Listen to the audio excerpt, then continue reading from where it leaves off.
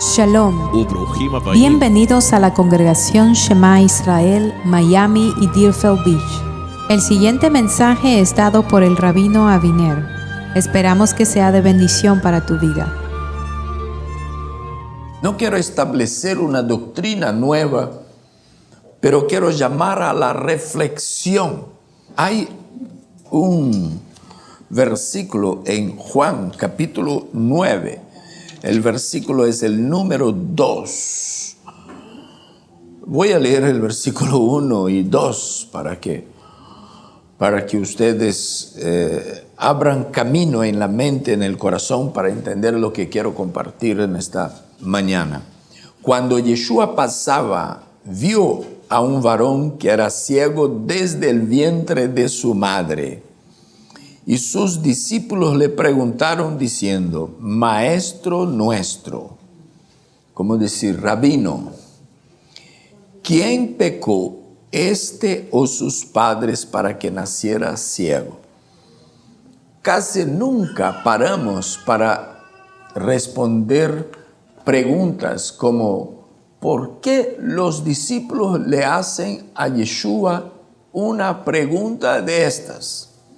Los discípulos, y antes de decir esto quiero resaltar una cosa, existía ya desde tiempos muy remotos una idea de que si algo le pasara a los hijos de una pareja, podría ser, por ejemplo, un niño inocente, acaba de nacer, pero nace ciego.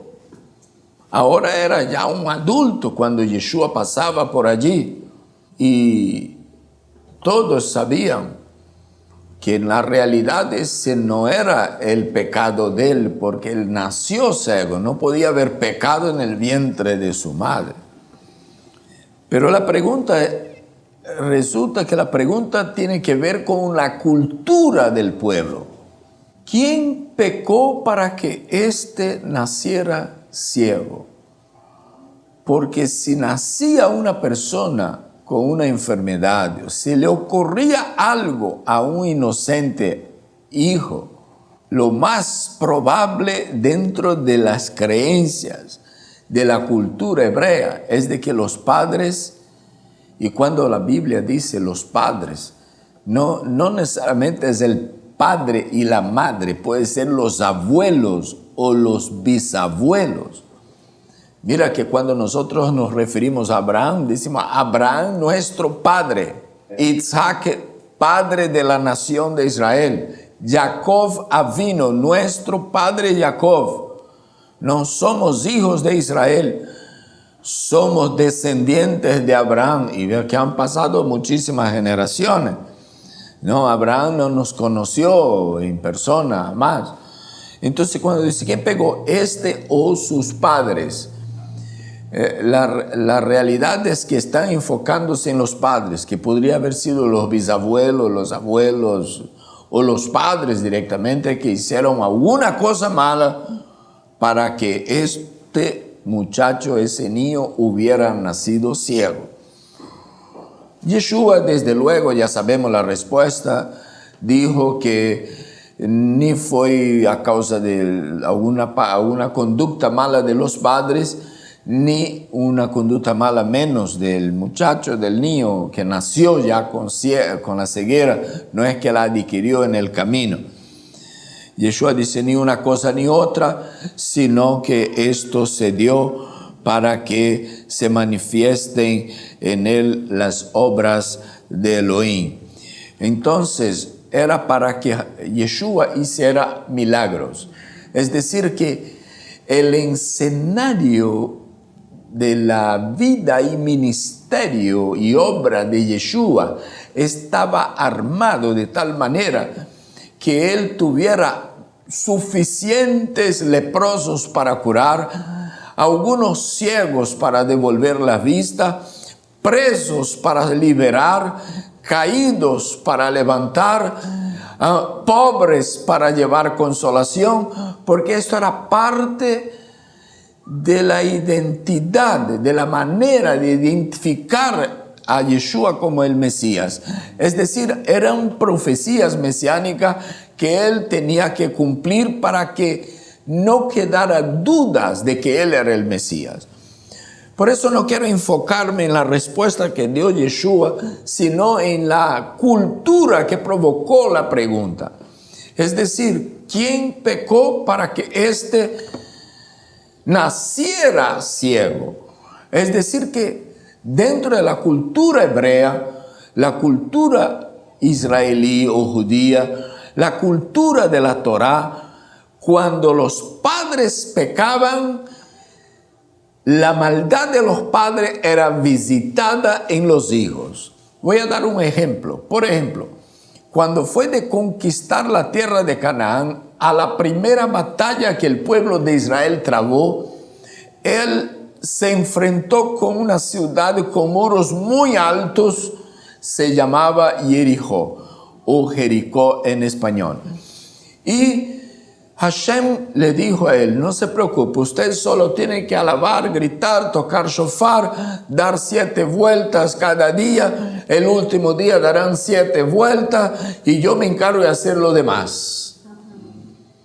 Y los muros de Jericó vinieron abajo y la flojera cayó y dominó sobre el pueblo de Jericó y el pueblo de Israel pudo conquistar la ciudad sin mucha estrategia militar, sin mucha preparación física, por obra y milagro del Eterno, quien hizo caer los muros. Y los muros de la ciudad, usted puede imaginarse con qué tamañas y gigantescas piedras eran construidas para defenderse del ataque del enemigo, pero estas piedras temblaron y vinieron abajo mediante el poder de Hashem. Pero Hashem había advertido al pueblo de Israel que todo sería destruido, porque todo olía a idolatría. Aún en las ropas, las más elegantes trajes que ellos vestían, estaban dibujados divinidades o temas que tenían que ver con la idolatría, y todo eso tenía que ser quemado, y lo que había de oro iba a ser derretido y consagrado a Hashem. Pero hubo un personaje, uno de los soldados de Israel, que se llamaba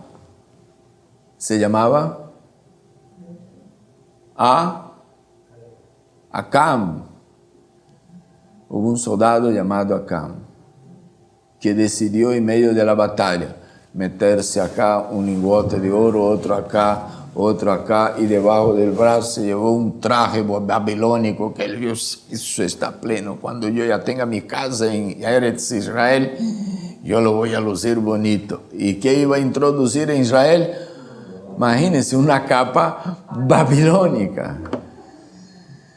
La palabra Babel, confusión. Es decir, iba a llevar confusión para Israel. Iba a confundir el pueblo con la idolatría que podría estar bordada allí. Y eso tenía que ser quemado. Pero él se llevó. Se llevó y parecía que no había acontecido nada. Se llevó y yo me lo imagino haciendo un hueco debajo de la alfombra de su carpa y poniendo ahí los lingotes de oro, va a ser el millonario. Y poniendo ahí una alfombra encima, y salió el hombre, y Josué tuvo que enfrentarse a una otra ciudad más pequeña y fue derrotado, y algunos miles de Israel murieron.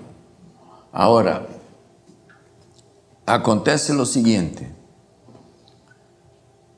que Josué o Yehoshua quedó indignado con esto. ¿Cómo que Hashem nos va a abandonar? Y fue a reclamar. Hashem dijo, no es que yo les haya abandonado, es que hay anatema, hay un maldito ahí en medio del pueblo, hay un pecado escondido en medio del pueblo. Y toda la nación sufrió en consecuencia del pecado de este soldado. y comenzaron a echar suerte, a buscar, a investigar y dieron con Acán. Acán, ven acá, conversa, ¿qué has hecho, hombre? ¿Qué has hecho? ¿Qué nos has hecho perder soldados? Un poco de viudas se quedó ahí en Israel. Un montón de huérfanos quedaron en Israel. Hemos perdido buenos soldados en esta batalla gracias a lo que tú has hecho. ¿Qué has hecho? Y él confesó y dijo, es que yo vi unos cuantos lingotes de oro y una capa babilónica. Me dio pena echar en el fuego, yo lo vine trayendo, lo tengo guardado en la casa. ¿Y sabe cuál fue la condena para él? Murió él, su mujer, sus hijos y todo lo que él tenía fue hecho un montón de piedra y quedó para testimonio de todo el pueblo de Israel. La pregunta de oro es, ¿qué tenía que ver sus hijos con lo que él había hecho? Su esposita, ¿qué tenía que ver con lo que él había hecho? Pagaron el precio. Él estaba ya en la batalla cuando decidió llevarse los lingotes de oro y la capa babilónica y no consultó a sus hijos ni a su esposa. ¿Llevo o no llevo? No había celular. Pero oiga, aquí tengo una oportunidad de llevar unos cuantos lingotes de oro y una capa babilónica. ¿Qué me dice? No, él tomó la decisión sola. Pero el pago, los platos rotos, pagó toda la familia. Es decir, pagaron los hijos. ¿Qué quiero decir yo con esto? Que cuando los discípulos de Yeshua le hacen la pregunta a su maestro, ¿quién pecó para que éste naciera ciego? Ellos hacían en función de conocimientos que ellos tenían de su propia historia registrada en la palabra inspirada. Por ejemplo, de seguro que Juan y los demás compañeros de ministerio sabían perfectamente, conocían perfectamente versículos como estos, por ejemplo, que les voy a leer aquí en Éxodo capítulo 34, versículo 7, que dice, versículo 6, luego Adonai pasó frente a él y proclamó, Dios misericordioso y compasivo, paciente, grande en bondad y justicia, que conserva la misericordia para millares de generación, que perdona los pecados y las culpas, que no tendrá por inocente al culpable, que castiga las culpas de los padres sobre los hijos y sobre los hijos de los hijos hasta tercera y cuarta generación. Seguramente estos discípulos ya habían estudiado estas parashot para hacer una pregunta de esto. Ciertamente había en el corazón de ellos una preocupación que a veces no nos sobreviene porque algunos de nosotros, si no la mayoría, no hemos sido criados dentro de esta doctrina. Y lo que nos han enseñado es que solamente la parte que dice el alma que pecare, esa morirá. Pero no está escrito solo eso en la Escritura. Lamentablemente para nosotros está escrito lo otro también. Y eso está en Éxodo capítulo 34, versículo 7, Éxodo 20, versículo 5, Número 14, versículo 18, Deuteronomio 5, versículo 9, Jeremías 32, versículo 18, y por ahí va, algunas veces está escrito esto, de que Hashem visita la maldad de los padres en los hijos hasta tercera y cuarta generación. ¿Sabe qué? Una de las maneras que yo encuentro más emocionantes de entender las Escrituras, y si usted quiere practicar, le doy ese consejo, es hacer preguntas a las Escrituras. Por ejemplo, ¿por qué a los discípulos les ocurrió hacer esta pregunta a Yeshua? Porque si hacemos esta pregunta, entonces vamos a dar con que la única explicación que hay es que a lo mejor leyeron versículos como estos. O era una costumbre, era una creencia popular. Es decir, que el 90% de los casos de niños nacidos así o hijos sufriendo calamidades y situaciones difíciles se debía a los pecados de los padres. Pero en la cultura occidental nadie está preocupado con esto, ¿no? Si mi hijo hace mal, ya sabe que va a venir mal sobre él, pero si yo hago mal va a venir sobre mí. Pero en la cultura de la Torá hay muchas advertencias acerca de que Hashem es un Dios celoso, que también visita la maldad de los padres en los hijos. Menos mal que nos dice que es solo hasta tercera y cuarta generación.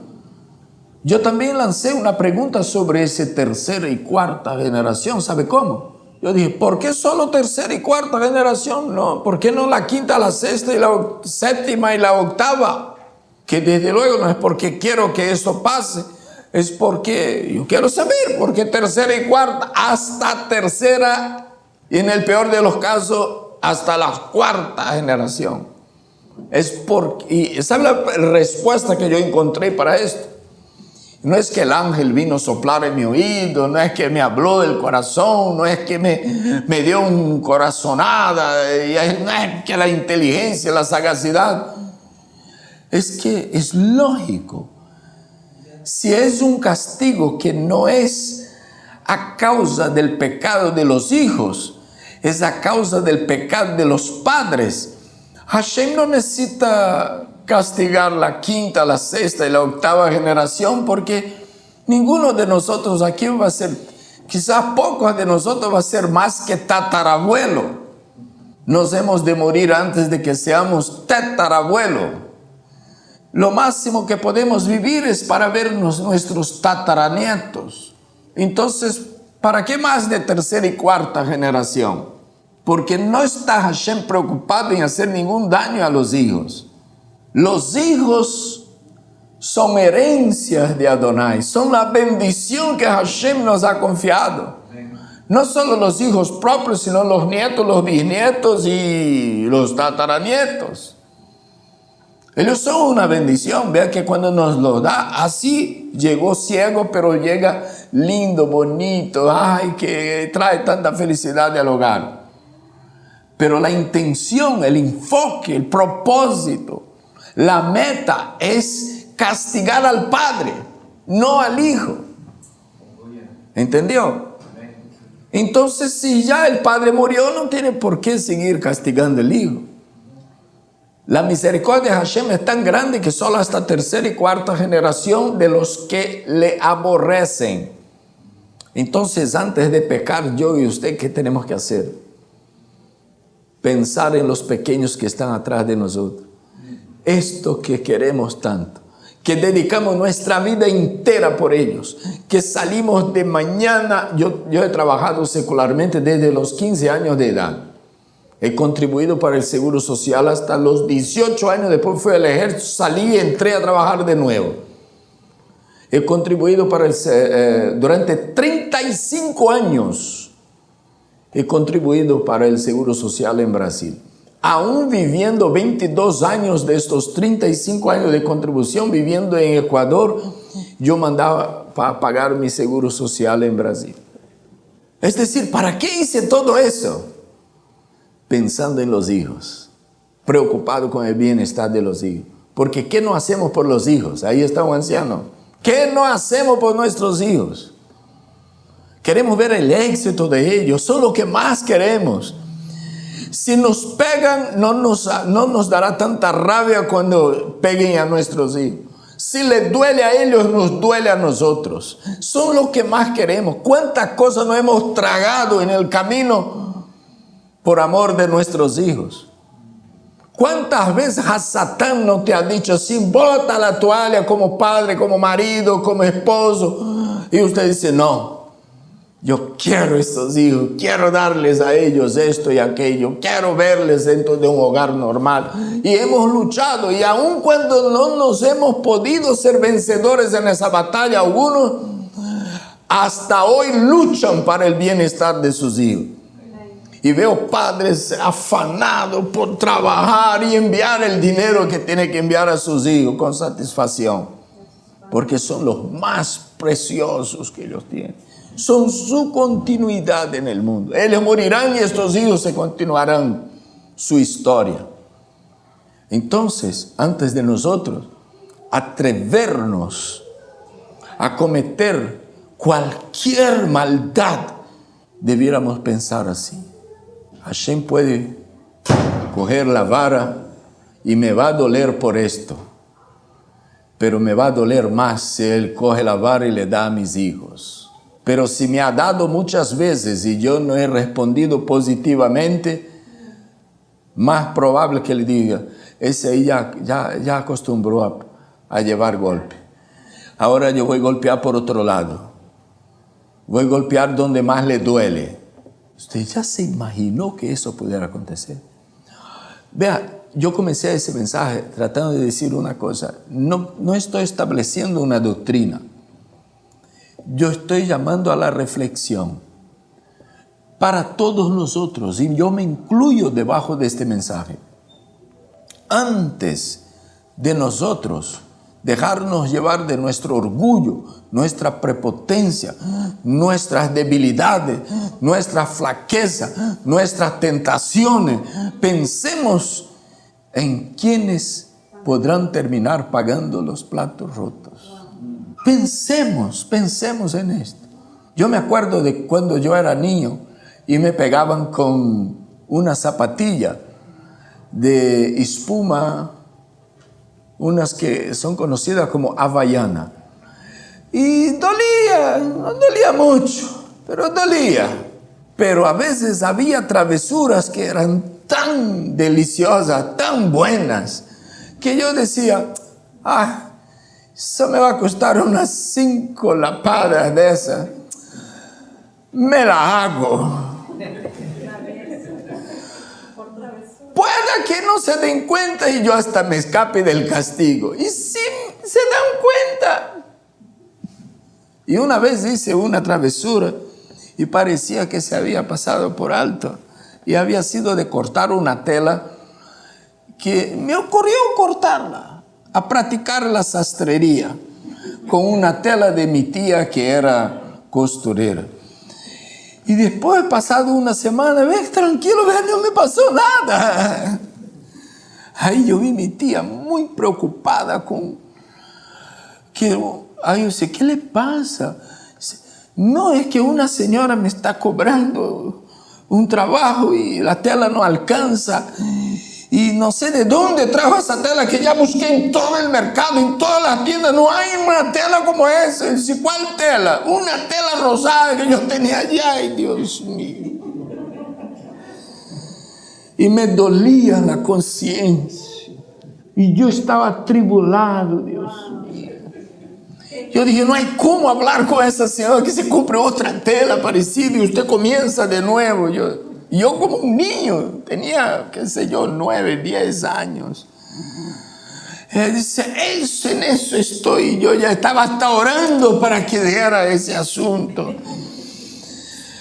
Mejor no le cuento el resto, pero es cierto es que a veces nosotros nos aventuramos a cometer, por no decir pecado. Y arriesgamos. Ya hemos recibido tantos golpes en la vida que pensamos un golpe más, un golpe menos. ¿Se verá que yo voy a sobrevivir a esa situación?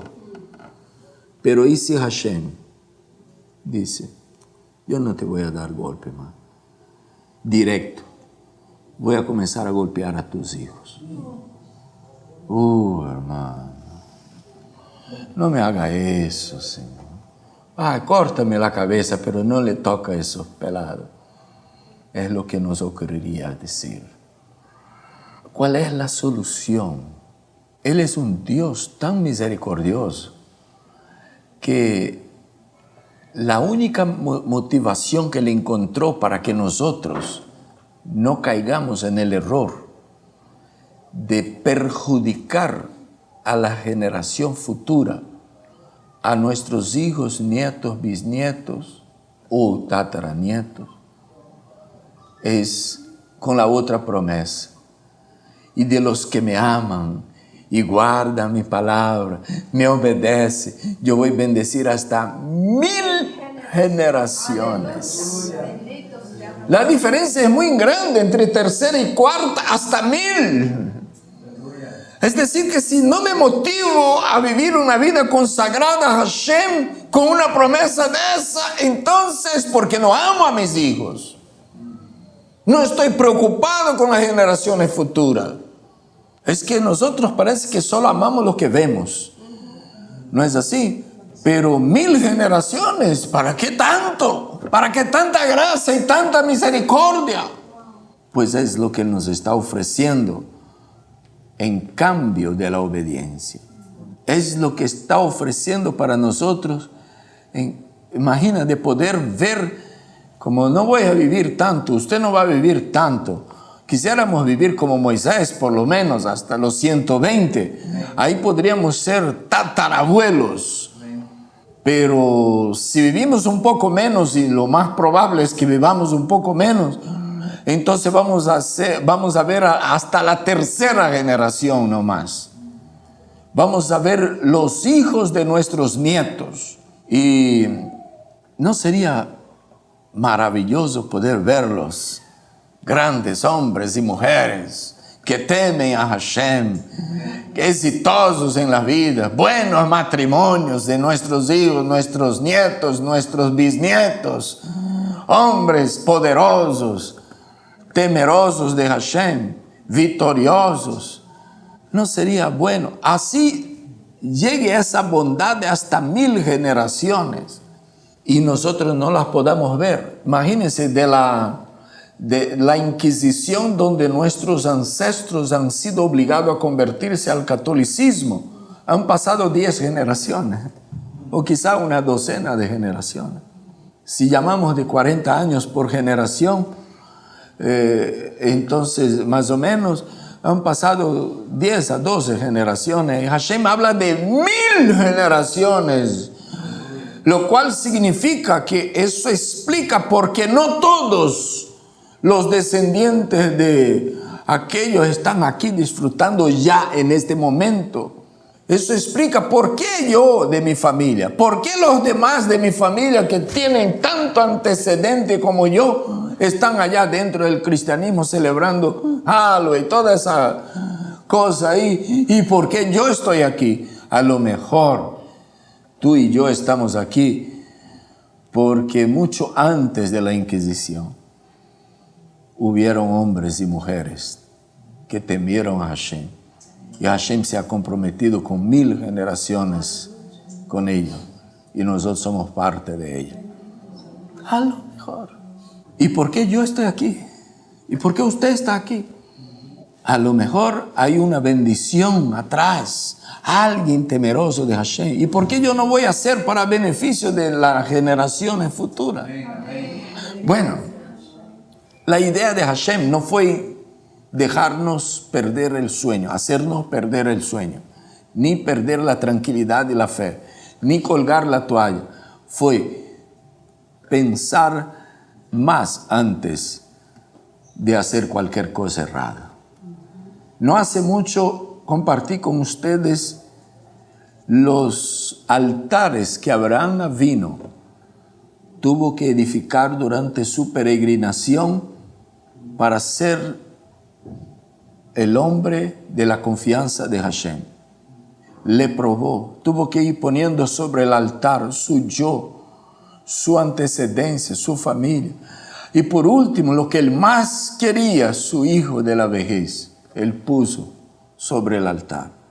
¿No será que nosotros tenemos cosas que tenemos que poner también sobre el altar?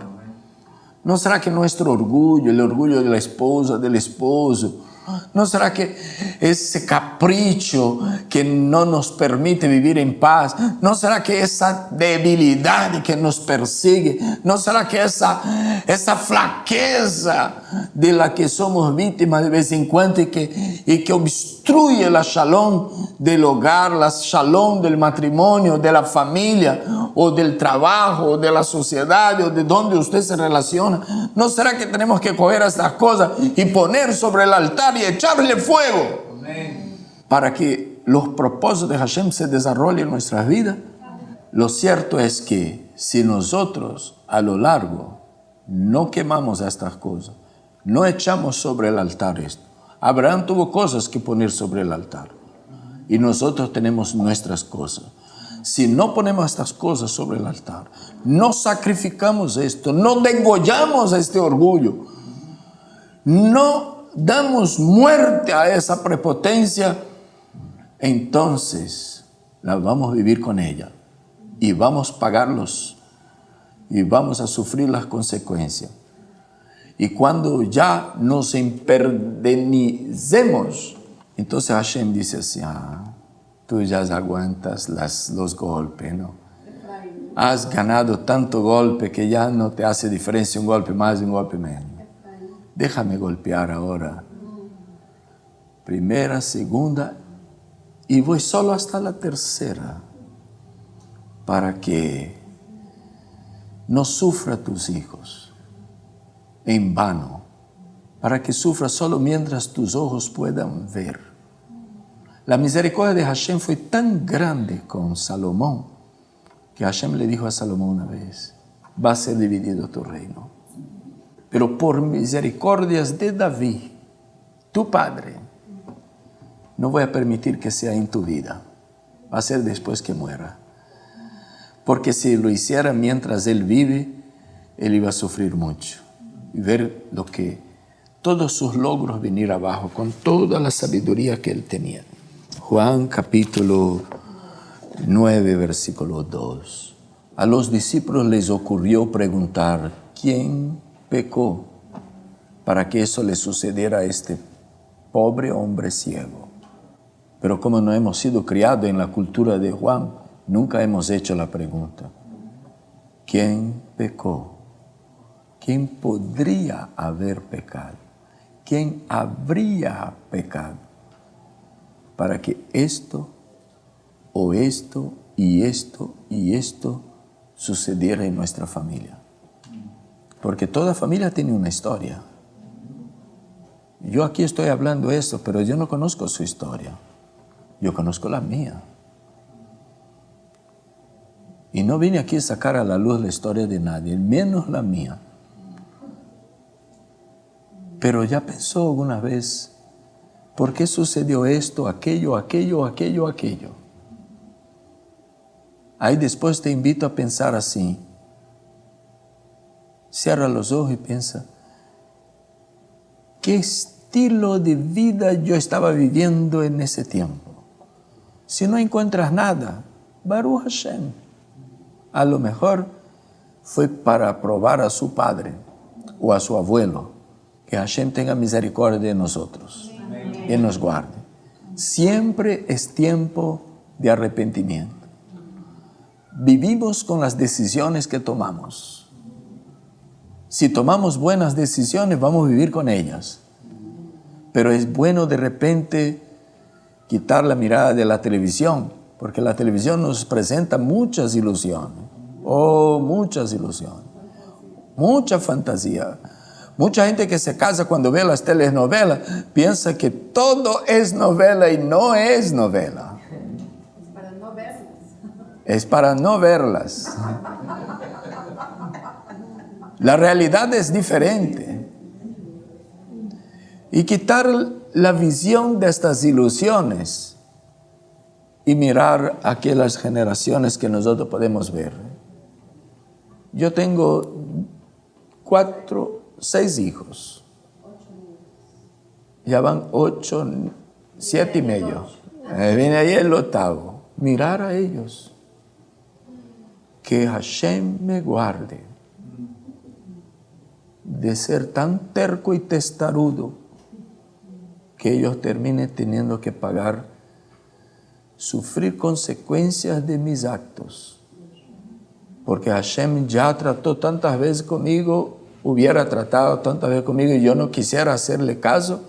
Entonces Hashem dice, voy a tratar con esto. Sería una irresponsabilidad muy grande de nuestra parte. Que Hashem me guarde. Elohim Ishmor. Diga conmigo, Elohim Ishmor. Dios nos guarde.